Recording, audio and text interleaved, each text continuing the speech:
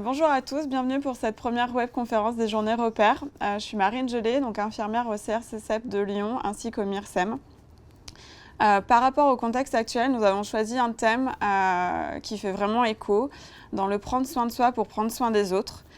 Ces derniers temps, du coup, avec la période Covid, du coup, la situation à l'hôpital a été assez compliquée et a fait ressortir certaines choses du coup de notre quotidien.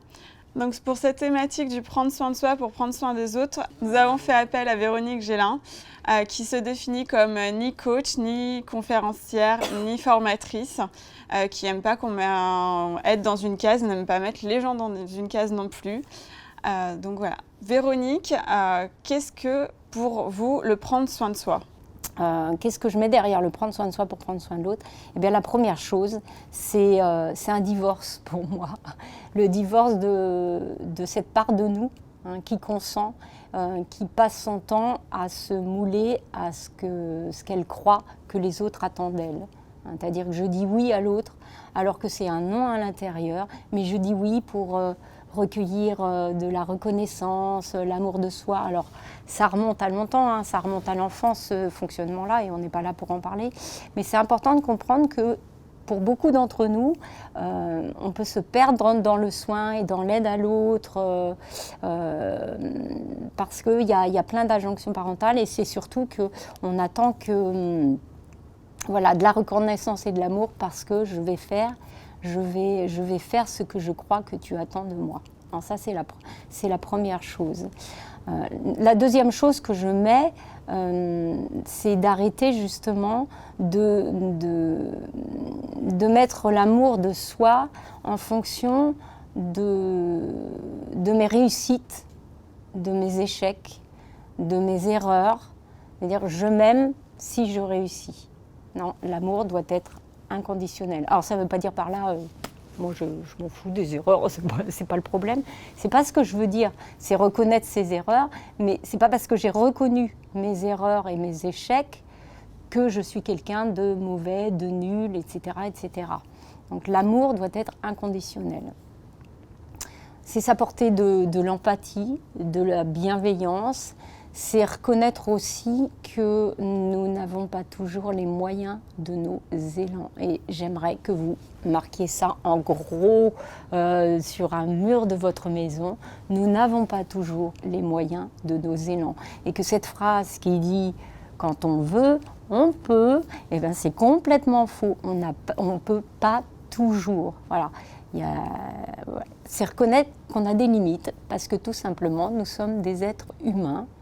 Et en tant qu'être humain, nous sommes vulnérables, fragiles, et que la fragilité n'est pas faiblesse. Voilà. Donc, je dirais prendre soin de soi, c'est accepter toutes ces parts de nous, ces parts de lumière, mais aussi toutes ces parts d'ombre. Et ça, on n'a pas appris à le faire. Alors, il faut déjà commencer par là. C'est-à-dire entretenir nourrir la relation qui devrait être la plus importante de notre vie, c'est-à-dire la relation avec soi. Et ce n'est pas égoïste. Merci en tout cas Véronique pour cette définition qui nous permet de bien comprendre le thème. Je voudrais qu'on parte un petit peu d'une situation du coup concrète que les infirmières peuvent vivre au quotidien et qui s'est accentuée effectivement ces dernières semaines, même ces derniers mois, avec le contexte du Covid, où la situation du coup en milieu hospitalier a été un peu compliquée, où il y a eu beaucoup d'arrêts, de changements du coup aussi d'horaire de travail, de remplacement de collègues, des fois au dernier moment, un peu aussi des injonctions de la hiérarchie du coup pour que les services continuent à tourner. Ça c'est quelque chose du coup qu'on connaissait déjà mais qui s'est beaucoup accentué. Comment du coup on peut faire face à cette situation tout en pensant à soi et en prenant soin de soi? Alors la première chose, et je le répéterai souvent tout le long de cette conférence, c'est pour moi quelque chose d'essentiel, c'est la prise de conscience. C'est-à-dire que si je n'ai pas conscience que je suis dans une prison, j'aurais beau avoir tous les gens autour de moi qui me diront mais fais quelque chose, je ne sortirai jamais de ma prison. Donc la première chose, c'est de prendre conscience que je suis dans ma prison intérieure, et que je ne vais pas bien. Et Et prendre conscience aussi, bien sûr, comme je le disais dans l'introduction, que je n'ai pas toujours les moyens de mes élans. Alors, les moyens, ils sont émotionnels, hein, ils sont intellectuels, ils sont corporels aussi. Les moyens dépendent aussi de notre environnement et les moyens ils dépendent aussi du temps. Et que, comme je le disais tout à l'heure, on a beau avoir des élans, on n'a pas toujours les moyens. Et puis, il va falloir apprendre à exprimer ses limites. Et exprimer ses limites, ce n'est pas toujours facile, hein, bien au contraire. Et pour 2 raisons essentielles. La première, celle que je viens d'exprimer à l'instant, c'est-à-dire qu'on est tellement submergé par la tonne d'informations, par les directives, etc., qu'on n'est plus à l'écoute de soi. Et comme on n'est plus à l'écoute de soi, on se laisse envahir. Et puis la deuxième chose, c'est qu'exprimer ses limites, c'est difficile parce que c'est très lié à notre éducation et à la culture. Si on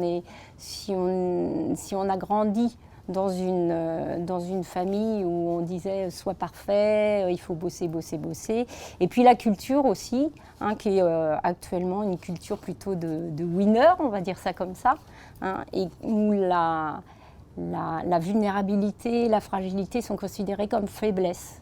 Donc si je suis muée par ça, eh bien, je n'exprimerai pas mes limites. Est-ce qu'on peut se détacher du coup des conséquences des choix qu'on fait? Alors j'ai envie de dire surtout pas. Surtout pas, parce que si on se détache des conséquences, le risque c'est de se sentir coupable de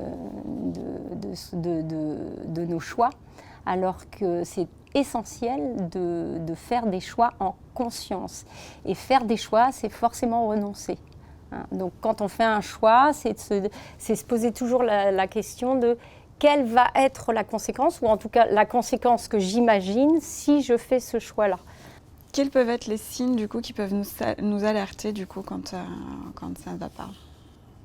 Alors les premiers signes, pour moi, ils sont forcément physiologiques et corporels. Il y a la fatigue, il y a les blessures, il y a les accidents, il y a la perte d'attention, il y a la perte du désir, quel qu'il soit. Il y a des pertes d'appétit aussi, et puis l'irritabilité, beaucoup. On retrouve à la fois dans son travail, parce qu'on supporte de moins en moins les gens, et puis aussi l'irritabilité quand on rentre chez soi avec les enfants, etc. Donc tous ces signes-là déjà peuvent nous alerter. Il y a aussi, si vous le souhaitez aller plus loin, justement parce qu'il y a quelque chose qui vous alerte, il y a le test de... J'ai oublié son nom, de Christina Maschal, je ne sais plus, moi les prononciations ça me dépasse de temps en temps. En tout cas, elle est psychologue américaine et elle est spécialisée dans l'épuisement et le stress au travail. Et elle a élaboré un test qui fait à peu près 23 questions et qui va vous donner des scores d'épuisement professionnel, ce qu'on appelle le SEP. Les scores de dépersonnalisation, c'est-à-dire la perte d'empathie, ça c'est ce qu'on appelle le SD, et puis le score d'accomplissement personnel. Voilà. Donc si vous voulez aller plus loin pour mesurer votre taux d'épuisement, eh bien, je vous invite à faire le test en sachant que l'épuisement professionnel, ce n'est pas le burn-out. L'épuisement professionnel, c'est une des phases du burn-out. Quelles sont les choses à faire justement pour éviter le burn-out? Alors, comme je disais tout à l'heure, pour éviter le burn-out, il faut avoir au moins conscience qu'on ne va pas bien, avec tous les signes, notamment physiologiques, dont j'ai parlé à l'instant. Parce que si on reste dans le déni, on aura beau avoir plein de gens autour de nous qui nous diront « mais il faut que tu te sortes de cette situation », on ne se sortira pas de cette situation. Donc la première chose, c'est vraiment, vraiment, vraiment la prise de conscience. Et si on se sent envahi par quelque chose, eh bien, même si je sais que c'est difficile à entendre et difficile à entendre parfois dans ce corps de métier, c'est accepter d'aller voir quelqu'un et de se faire accompagner par un médecin, par un psychothérapeute, par un coach si l'envahissement n'est pas trop important. Mais se faire accompagner par un professionnel, pour moi, ça me semble essentiel. Et je sais que là, il y a souvent de ah non, je vais être assez fort et puis voir un médecin, c'est pas, voilà, j'ai pas besoin, moi je suis fort, etc. Ça, c'est chacun qui décide, mais en tout cas, moi, par expérience, hein, je sais que c'est préférable d'aller voir, de se faire suivre par un professionnel. Autre chose, par contre, quand on sent que voilà, on commence à être agacé ou justement de manière préventive pour éviter le burn-out, il y a aussi la pratique de certaines activités qu'on peut faire. Alors il y a la méditation aujourd'hui qui a un peu le vent en poupe. Il y a la méditation, il y a la marche, il y a aussi les mandalas, je sais. Mais ce qui est important pour moi de dire, c'est que, voilà, ce que je disais, c'est la méditation, c'est un peu le vent en poupe en ce moment. Et en même temps, il n'y a pas d'activité propre hein, pour s'apaiser. Il y a des activités dont on n'entend pas beaucoup en ce moment, mais il faut vraiment trouver des activités qui nous conviennent, nous. Alors moi, je cite la méditation, la marche. Une chose qu'on sait, c'est que la respiration, aujourd'hui, c'est quelque chose d'essentiel. Il y a la cohérence cardiaque, hein, qui est un rythme particulier de respiration, qui est à 5 secondes à l'inspire et 5 secondes à l'expire. Il y a aussi la possibilité et moi ça j'encourage beaucoup, de faire des stops régulièrement dans la journée. Alors le stop, c'est quoi ? C'est stop, ça veut dire s'arrêter, prendre un temps pour observer ce qui se passe de manière en soi, émotionnellement et corporellement, je veux dire, pour pouvoir agir hein, de manière plus juste et puis enfin de poursuivre. Voilà. Ça, c'est des activités, mais il n'y a pas que celles-là, c'est juste des exemples, hein, je donne. Voilà. Et savoir, bien entendu, exprimer ses limites. Alors justement, comme c'est très souvent difficile de pouvoir exprimer ses limites, comment on peut le faire de manière efficace ? Alors, je voudrais mettre l'accent sur exprimer ses limites, ce n'est pas poser ses limites. Hein. Ça, c'est important. Poser ses limites, c'est exercer un pouvoir sur l'autre.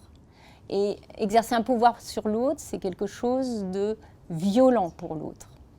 Être dans le déni de soi, c'est la violence envers nous. Donc, exprimer ses limites, c'est juste dire à l'autre qu'on ne peut pas faire autrement. C'est pas que je ne veux pas, encore une fois, l'élan me dirait je veux, et le je ne peux pas, c'est je peux juste pas. Donc c'est je suis désolée. On peut commencer notamment à exprimer ses limites en commençant nos phrases par je suis vraiment désolée. Voilà, j'aimerais vivre ça, etc. Mais je ne peux pas. Et s'exprimer en je. Ça, c'est important. Et non, comme dirait Jacques Salomé, la communication klaxon, qui est tu, hein, en je. Voilà ce que je ressens et voilà ce dont j'ai besoin. Par rapport au risque de burn-out, comment on peut vraiment déconnecter quand on rentre chez soi, du coup couper de sa journée de travail et vraiment du coup à penser à soi ? Alors, comment penser à soi ? Déjà comprendre que, encore une fois, prendre conscience qu'on en a besoin, pour pouvoir derrière agir en conséquence. Et agir, c'est faire des choix. Moi, je crois beaucoup aux choses concrètes, c'est-à-dire pas juste ouais, je dois, mais décider. Et décider de mettre mon énergie au bon endroit, entre autres. Donc il y a l'énergie, c'est-à-dire quel carburant je vais mettre à cette énergie motrice. Hein. Donc il y a soit le carburant du stress, hein. Soit ce carburant-là, le carburant j'adore ces petites choses-là qui disent à l'intérieur oui, tu dois t'occuper de tes enfants, tu dois faire la lessive, tu dois faire le ménage, etc. Donc toutes ces injonctions internes qui sont énergétivores et qui vont agir sur, j'ai envie de dire, notre efficience. C'est-à-dire que plus on est stressé, moins on va être efficient. Hein.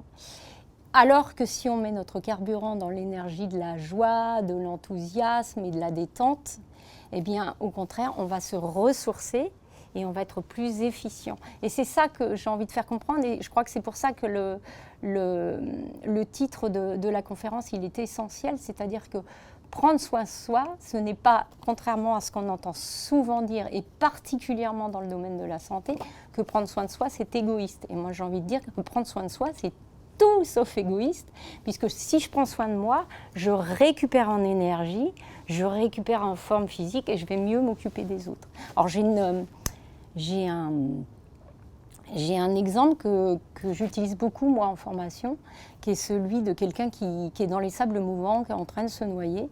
Et moi, en tant que soignant, mon rôle, ma responsabilité, c'est de lui tendre la main. Hein. Sa responsabilité à lui ou elle, c'est de me tendre la sienne.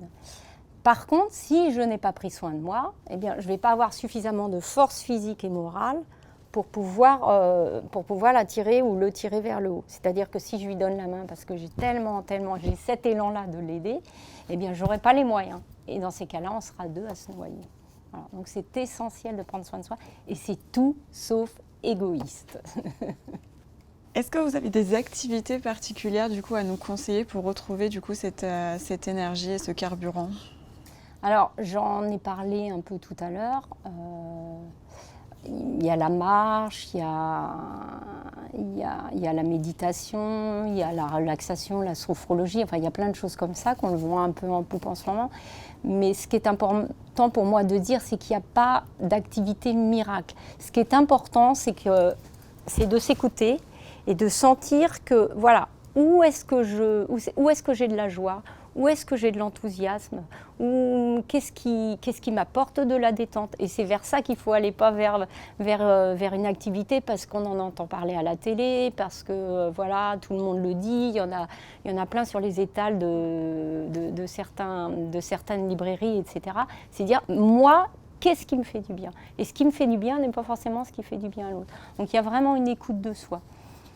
Sinon, comme activité, ce que je peux proposer, c'est aussi travailler sur son arbre de vie des ressources, qui va nous apporter le fait de, quand on aura fait l'arborescence de son arbre, on va repartir avec une mallette qui va dire j'ai tout ça en moi, hein, donc j'ai de la force. Il y a aussi une activité que j'aime bien faire, moi, dans mon activité de coaching, que je propose parfois à des clientes, je travaille beaucoup autour des biographies. Et notamment celle-là, en tout cas ce qui concerne notre thématique, c'est la biographie de nos ressources, c'est-à-dire aller visiter son histoire et se rendre compte dans son histoire quelles épreuves on a traversées et à quelles ressources j'ai fait appel en moi pour pouvoir traverser ces épreuves. Ça vous donnera déjà plein de billes pour pouvoir traverser les épreuves que vous traversez actuellement. Et est-ce que des fois se poser et ne rien faire, c'est pas déjà faire quelque chose? Alors déjà, c'est pareil, hein, quand on est à fond, la tête dans le guidon, comme les infirmiers en ce moment, ne rien faire, c'est juste impossible. Bon, en plus, ça dépend des personnalités. Mais en tout cas, il ne faut pas confondre ne rien faire et faire rien. Hein. Ne rien faire, c'est de l'ordre de la volonté. Hein. Alors que faire rien, on est plutôt dans le lâcher prise. Hein. Et le lâcher prise, c'est, encore une fois, c'est laisser advenir ce qui vient, c'est faire confiance, je dirais faire confiance à ce qui va arriver, c'est se poser, c'est se faire creux. Alors, il y a une citation d'Henri Gougaud que j'aime beaucoup qui dit « Fais-toi creux pour ce qui vient ». C'est-à-dire que si je passe mon temps à remplir un vase qui est déjà rempli, ben, ça va déborder. La plupart du temps, c'est comme ça. Quand on a la tête dans le guidon, comme le secteur infirmier en ce moment, c'est voilà, on remplit, puis ça déborde. Et ça déborde, ben, c'est le burn-out. Donc voilà, il faut savoir faire des pauses, ne rien décider, ne pas décider d'agir sur quoi que ce soit, mais laisser poser. Et puis ce que j'aimerais rajouter, c'est que en nous, on vit des saisons. Hein, la vie, c'est ça, c'est des cycles, et c'est des cycles de saisons.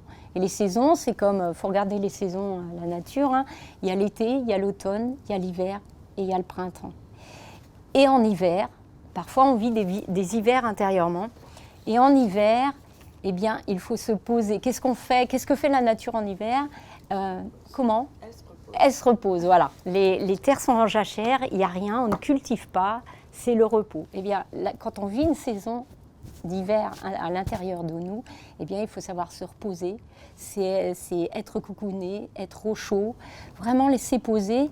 Et puis, quand on commencera à aller un petit peu mieux, à voir le jour au fond du tunnel, eh bien, on pourra commencer à s'interroger sur nos valeurs.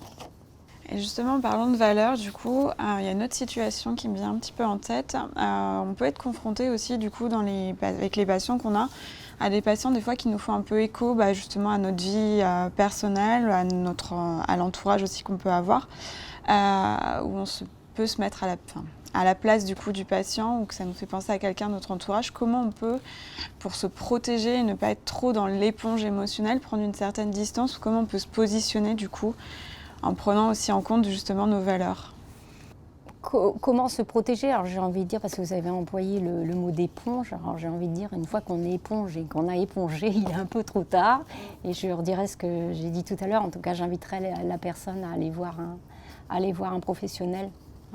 Professionnel, que ce soit thérapeute, son médecin, enfin, il y a une multitude de thérapies qui sont plutôt chouettes. Et ce qui est important, c'est la relation au thérapeute. C'est pas la thérapie en elle-même, parce que j'entends des fois, tu devrais faire de l'hypnose, ou tu devrais ci, tu devrais ça. C'est pareil, là, il y a des gens qui vont bien se sentir en hypnose, d'autres en gestalt thérapie, d'autres en thérapie comportementale et cognitive, etc. Ce qui est important, c'est de sentir, nous, ce dont on a besoin, et d'aller rencontrer une première fois le ou la thérapeute. Et ce qui est important, c'est la relation. La relation avec son thérapeute est déjà thérapeutique. Et comment se protéger? Là, dans ce que vous mentionnez, c'est que l'éponge, c'est qu'il y a une identification. Et quand il y a identification, on n'est plus en capacité de prendre soin de soi, parce qu'on est si vous voulez, les blessures de l'autre vont résonner sur nos propres blessures. Donc on n'est plus dans le prendre soin, mais on est dans une identification, on est plutôt dans la prise en charge que dans le prendre soin. Voilà. Donc déjà, prendre conscience que ce qui appartient à l'autre, c'est pas que je m'en fiche, c'est pas du tout mes propos, mais ce qui appartient à l'autre, ces blessures sont ses blessures malgré tout. Et s'il y a trop d'identification, c'est que ça vient rejoindre ma propre histoire. Il y a une résonance. Donc là, il va peut-être falloir s'interroger là-dessus. Comment faire du coup pour gérer cela et se protéger? Alors pour se protéger, prendre conscience déjà. Prendre conscience de faire la différence entre mes moyens internes et puis externes, j'ai envie de dire, et puis mes élans. Je n'ai pas toujours les moyens de mes élans. Marquez ça en gros chez vous, je n'ai pas toujours les moyens de mes élans. Exprimer ses limites, comme on en a parlé précédemment. Et puis, autre chose sur lesquelles vous pouvez vous interroger, c'est sur ce qui vous dirige. Alors, je m'explique. C'est-à-dire vos croyances et vos drivers. On a tous une perception du monde qui est différente. Et cette perception du monde c'est cette perception du monde qui va faire que j'ai tel ou tel comportement. C'est-à-dire, je m'explique, si par exemple, intérieurement, je me dis, de toute façon, sans moi, le service et les collègues, elles sont foutues, elles ne vont pas y arriver, eh bien, je peux vous garantir qu'avec une croyance comme ça, vous ne partirez jamais du service et vous allez aller jusqu'à l'épuisement. Donc, c'est déjà prendre conscience de ces croyances et que ces croyances ne sont pas la réalité. On a chacun une réalité qui nous est propre. Alors je sais que c'est difficile ça, parce que nos croyances sont des certitudes, donc forcément quand on dit à quelqu'un mais c'est ta croyance, il ou elle va te répondre mais c'est pas une croyance, c'est vrai, donc forcément c'est une certitude. Donc c'est déjà une remise en question, et ça c'est pas facile. Et puis il y a aussi un travail intéressant, c'est celui sur nos drivers. Nos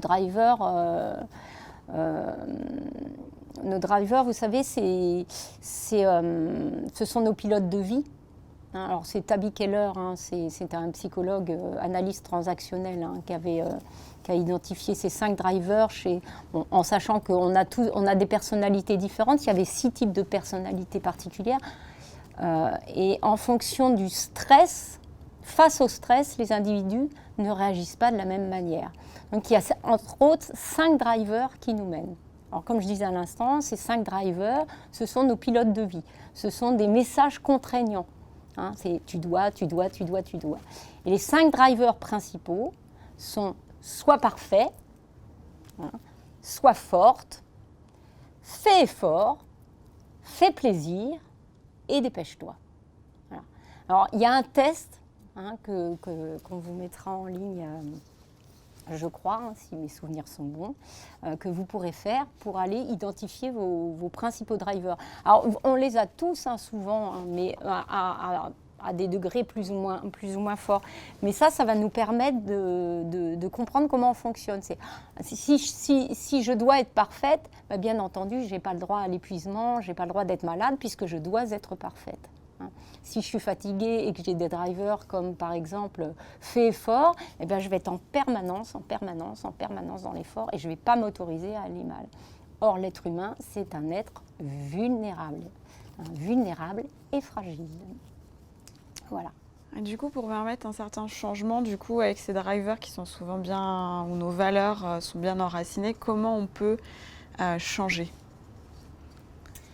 Par quoi débuter? Alors, avant de débuter, j'ai envie de dire, d'abord, le changement, ce n'est pas quelque chose d'agréable. Tout changement chez l'être humain, ça engendre un état d'anxiété. Qui que nous soyons, devant le changement, il y a un stress. Voilà. Donc déjà, si on prend conscience qu'on est fatigué, etc., qu'il faut amorcer un changement pour pouvoir aller plus loin, ce qui va être important, c'est d'y mettre du sens. Sinon, on ne va pas tenir. Si je n'ai pas de sens à ce que je fais, je ne vais pas tenir. C'est pour ça que vous savez, les injonctions de bonne année, je dois faire du sport, je dois maigrir, etc. Il faut que ne fonctionnent jamais. Donc si on fonctionne dans il faut que, c'est même pas la peine. C'est la décision qui va tout changer. Je décide et derrière, il y a ma décision, il y a des actions, une ou des actions. Et ça, c'est un inconfort. Puisque si je fais ce que j'ai toujours fait, j'obtiendrai ce que j'ai toujours obtenu.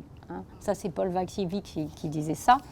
Alors, ça paraît simple, bien entendu, c'est une évidence, si je fais ce que j'ai... Mais pourtant, dans la réalité, c'est exactement ce qui se passe. C'est-à-dire que moi, j'ai vu plein de fois où je demandais à certaines de mes clientes, c'est « Bon, t'es prête à changer ?» Oh ben oui. Donc, t'es prête à... Ah ben non, je ne vais pas changer d'habitude. Donc voilà, donc ça ne fonctionne pas. Il faut comprendre que le changement, il va engendrer un stress et il va nous mettre dans des zones d'inconfort. C'est-à-dire que si j'ai le driver, je reprends soit parfaite, eh bien un des changements, ça sera s'autoriser à l'erreur. Et ça, c'est quelque chose d'hyper inconfortable pour quelqu'un qui a le driver comme ça. C'est-à-dire qu'il faudra aller à l'encontre de ses drivers. Dans le changement, il y a aussi une question de répétition. C'est-à-dire que nos habitudes, c'est quelque chose qui est très, très ancré en nous. Et c'est pas parce que... Alors, je reprends le cas de la méditation, parce que comme c'est un peu le vent en poupe en ce moment, c'est pas parce que je vais méditer une fois de temps en temps que la méditation va faire partie de mon quotidien. Je vais rapidement lâcher si j'ai pas une rigueur. Alors, la rigueur, ça veut pas dire la rigidité. La rigidité, c'est que je m'accorde...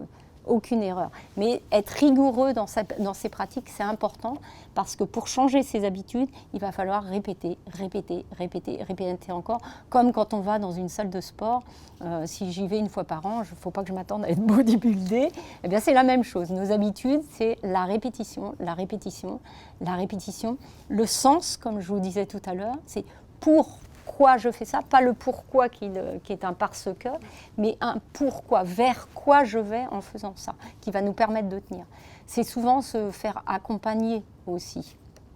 Alors le comment, ça commence par ça, par accepter le changement, aller dans l'inconfort, répéter, se faire accompagner, et puis accepter aussi le facteur temps, c'est-à-dire que on regarde encore la nature, si je sème quelque chose demain, je ne vais pas obtenir un chêne après-demain.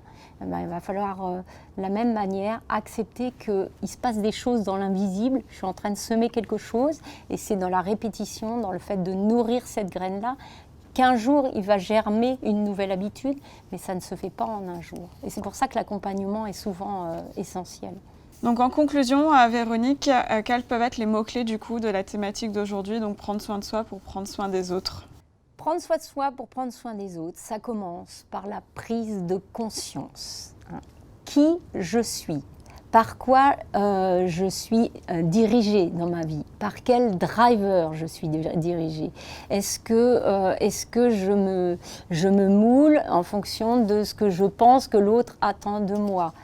Voilà. Il y a aussi s'apporter de l'amour inconditionnel, c'est-à-dire de l'amour qui, quoi que je fasse, que ce soit même les erreurs, même la réussite, ça n'enlève pas l'amour que j'ai pour moi.